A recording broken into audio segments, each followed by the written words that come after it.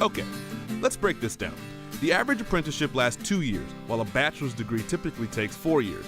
According to the U.S. Department of Education, the average loan debt for a 4-year graduate was $28,650, and that's before interest.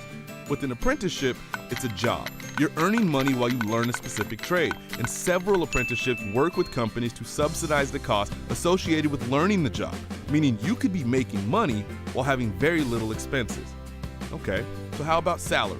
The average salary for a fully proficient worker who completes an apprenticeship is $50,000, according to the U.S. Department of Labor.